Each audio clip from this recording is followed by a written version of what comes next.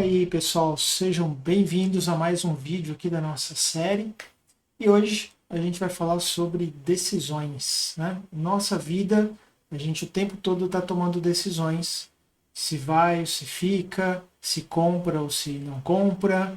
E na computação acontece a mesma coisa. O tempo todo nós precisamos tomar decisões dentro dos nossos códigos.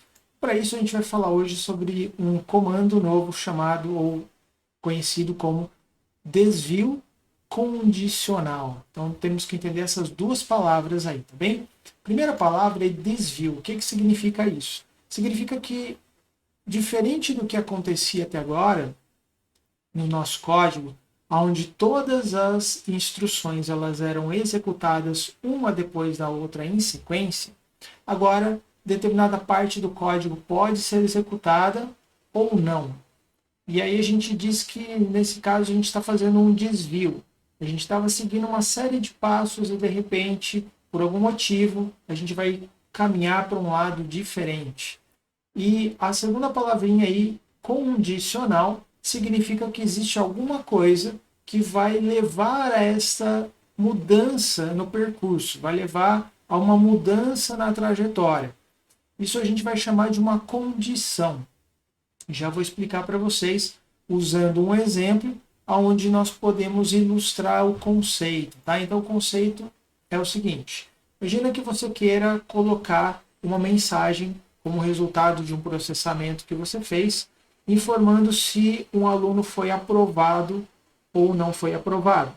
Então, nesse caso, veja, existe uma alteração em que em um determinado momento eu coloco essa mensagem de aprovado e no outro momento eu não vou colocar essa mesma mensagem de aprovado. Qual é a condição para isso acontecer? Nesse exemplo aqui, é que o aluno tenha tido uma média, uma nota, pelo menos 6. Então, se ele teve uma nota 6 ou maior do que 6, a mensagem vai aparecer. Caso contrário, ela não será exibida na tela. A gente costuma representar esse conceito também usando o que a gente chama de fluxograma, que é uma sequência que mostra para onde o nosso programa está caminhando. Então, imagina o seguinte aqui, ó. A gente está seguindo uma certa sequência. Quando chegar nesse símbolo aqui, ó, a gente vai ter duas possibilidades. Ou seja, eu vou avaliar uma situação. Nesse caso aqui, a nota do estudante ser maior ou igual a 6. Se for maior ou igual a 6, ou seja, o resultado dessa expressão for verdadeiro, então eu vou apresentar a mensagem. E aí continua o meu código. Agora, se a nota do estudante não for maior ou igual a 6, a gente segue e não passa por esse ponto de apresentar a mensagem na tela. Ok? Essa é a estrutura que a gente vai começar a trabalhar, então, a partir de agora. Bom, a representação do comando, que a gente vai chamar então de desvio condicional, essa condição, ela é escrita dependendo de uma palavrinha importante, aí, que é o se. Se acontecer, a gente vai fazer. Então, esse se aqui na programação, ele vai ser bem importante para nós. Como é que a gente escreve esse cara aqui no nosso código, tá? A palavrinha é if, ok? Tem uma sintaxe aqui importante. Primeiro, if é escrito todo minúsculo, obrigatoriamente. Se eu colocar um i maiúsculo, não vai funcionar. A segunda coisa importante é que na frente desse if, eu sou obrigado a colocar um par de parênteses, ok? E a condição ela vai ser escrita dentro desse par de parênteses aqui. Essa expressão é conhecida nossa, a gente já fez algo parecido com isso em exercícios anteriores, né? Então, se entre parênteses, a nota for maior ou igual a 6, aí a mensagem eu vou colocar aqui dentro. Tá? Eu abreviei o print aqui por uma questão de espaço na tela, né? Mas é o famoso system.out.println, tá bom? Como a gente já fez em outros momentos. Outra coisa importante, nesse exemplo que eu estou falando aqui agora, eu só tenho um comando que depende dessa condição, que é o nosso print. Ou eu faço o print, ou eu não faço print. Em situações em que eu tenho um único comando que depende dessa condição, nós não somos obrigados a utilizar aqui, ó, um par de chaves, tá? Agora, se eu tiver dois ou mais comandos, aí eu sou obrigado para que ele entenda que todos os comandos estão dentro, estão dependendo dessa condição aí que o if está trazendo, ok? Agora, isso é regra. Para um comando não precisa, para dois ou mais precisa. Entretanto, há uma boa prática. Lembra que eu falei? Tem regra e tem boa prática. A boa prática diz o seguinte: olha, para evitar erro de interpretação, para evitar algum erro que possa acontecer e a gente esqueça de colocar chaves, é recomendado que a gente sempre coloque as chaves. Então, abrir um if, já coloca a chave lá para garantir que a gente não vai esquecer em caso de necessidade. Tá bom? Então, eu vou costumar colocar para indicar sempre os comandos, seja um ou sejam vários, que dependem dessa condição. Tá bem? Agora, isso funciona perfeitamente para o caso de uma situação em que eu apresento ou não apresento. Agora, vamos evoluir um pouquinho mais e vamos pensar o seguinte: e se eu tivesse que colocar, no caso de não aprovação, uma mensagem de reprovado? Então, agora eu tenho duas possibilidades. Aprovado, eu coloco uma mensagem, e não aprovado, eu quero colocar a palavra reprovado. Então, veja que agora a gente vai dividir em dois caminhos, tá bom? Como é que fica isso aqui na nossa programação? Ó, se a nota for maior a 6, eu vou imprimir aprovado. Se não, tem uma nova palavra que apareceu aqui. Se não, eu vou imprimir reprovado. A representação visual para essa situação é essa que você está vendo aqui, ó. Então, eu tenho uma avaliação que divide em duas situações, sendo que, no caso de verdadeiro, eu mostro a palavra, então, aprovado, e no caso de falso, a palavra reprovado. Observe que não tem como, nessa representação, fazer as duas coisas, né? Ou uma ou outra. Essa palavrinha aqui, ó, senão, ela é traduzida na programação como else, tá? De novo, tudo escrito em minúsculo. Se tiver um único comando, não precisaria das chaves, mas por uma questão de boa prática, a gente costuma sempre colocar, ok? Coisas importantes aqui para lembrar. Número 1, não tem ponto e vírgula nem no if e nem no else, porque eu não estou fechando, né? Eu estou iniciando um novo bloco, tá? Segunda coisa importante, a condição, aquilo que eu estou avaliando, ela sempre é colocada no if. Perceba que jamais vai existir uma situação em que eu vou ter uma condição no else, ok? Então, a condição vai no if e o else. O else ele é sempre caso contrário, né? Ou senão. Ele é sempre caso contrário de um if. Portanto, existe if sem else? Sim. Existe else sem if? Não, não faz sentido. Porque se ele é caso contrário, ele tem que ser caso contrário de alguma coisa, ok? Então vamos ver agora o seguinte: e se, ao invés de duas opções, que é o que a gente acabou de ver, aprovado ou reprovado, eu tivesse mais possibilidades? 3, 4, 5 caminhos. Como é que a gente faz para resolver? Nestas situações, aí a gente vai fazer combinações de ifs com elses. Então eu posso ter novos ifs dentro de ifs ou novos ifs dentro de elses. Isso é chamado de encadeamento, é quando eu vou colocando um comando dentro do outro com o objetivo de cumprir uma certa lógica, tá bom? Então vai ter uma situação que eu quero resolver, eu vou ter que combinar todos esses caras para fazer a lógica. Então, a partir de agora, eu vou dar um último exemplo aqui, em que a gente vai poder ver isso em 3 caminhos diferentes, e depois a ideia é exemplos e prática, tá bom? Qual que é o exemplo para fechar isso aqui? Vamos lá. Além de aprovado e reprovado, vamos imaginar que tem uma situação intermediária. Se o aluno tirou uma nota acima de 6, está aprovado. Mas se ele não está aprovado, tem mais uma possibilidade, ele pode fazer uma prova final. Porém, para fazer a prova final, ele precisa de uma nota mínima. Abaixo dessa nota mínima, aí está reprovado. Se ele ficou ali intermediário, ele poderá fazer o exame final. Então, olha só, se ele está aprovado, aprovado, fim de história. Então é meu if. No caso de reprovação, então eu preciso agora dividir a reprovação em dois caminhos. Se eu vou dividir o else em dois, o que eu vou fazer então? Eu vou colocar um outro if dentro desse else, fazendo que agora dentro do else eu tenha dois caminhos, certo? Então olha só aqui a possibilidade, ó. Se a nota do estudante for maior ou igual a 6, está aprovado, acabou o assunto. Lembra? Não tem possibilidade de fazer as duas coisas. Portanto, se ele fez o if, se ele fez o se, ele não vai fazer o else. Então, tudo que está aqui dentro vai ser pulado. Tá? Agora, se a nota não for maior que 6, o que vai acontecer? Ele vai pular então para o senão. E aqui dentro, olha só, a gente tem uma nova possibilidade. Então, dentro do senão, eu vou ter uma nova divisão. Se a nota for pelo menos 4, exame. Caso contrário, quer dizer, não chegou nem a 4, aí reprovado direto. Ok? Como é que a gente faz isso aqui, então, para ver isso aqui na prática? Né? Vamos ver isso aqui em um diagrama, para ficar mais fácil. Ó, nota maior ou igual a 6, deu certo? Aprovado, segue. Veja que ele não vai passar pelo restante do código. Agora, nota maior que 6 deu falso? Deu. Então, vou fazer uma segunda pergunta.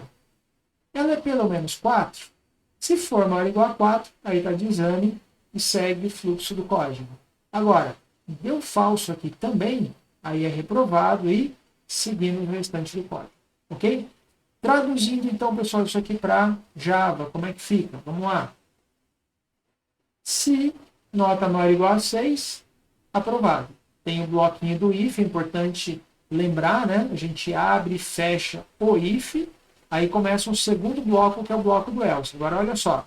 O bloco do else a gente está abrindo aqui logo na frente dele, ele vai fechar lá no final. Então, essa segunda condição, ela está dentro do else. Inclusive, uma dica para você, tá? Abriu chave, já deixa a chave lá para baixo e preenche aqui dentro. Não tenta reaproveitar essa chave aqui dentro.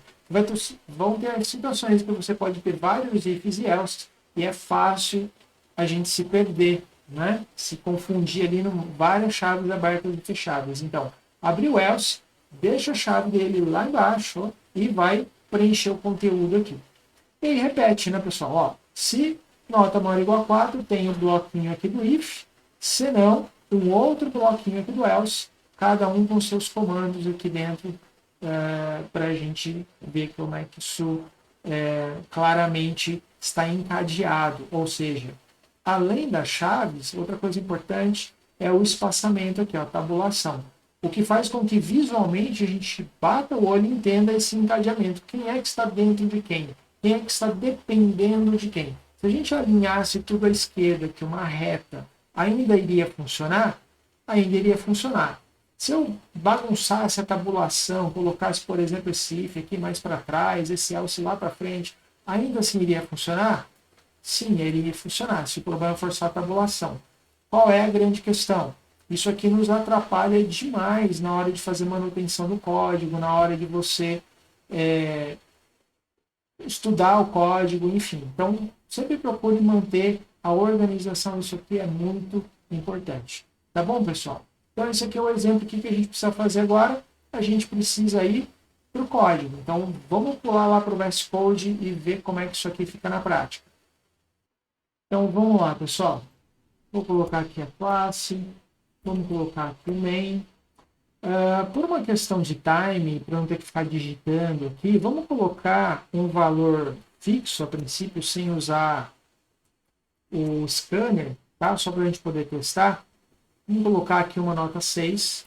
E eu vou testar exatamente esse código que eu mostrei para vocês, tá bom? Então vai ser o seguinte, ó.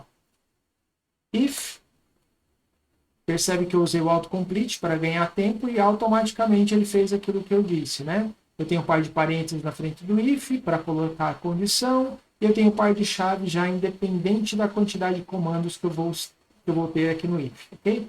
Qual que é a nossa condição aqui, então? De acordo com o que eu expliquei agora há pouco, se for maior ou igual a 6, a gente vai colocar aqui a mensagem aprovada, ok?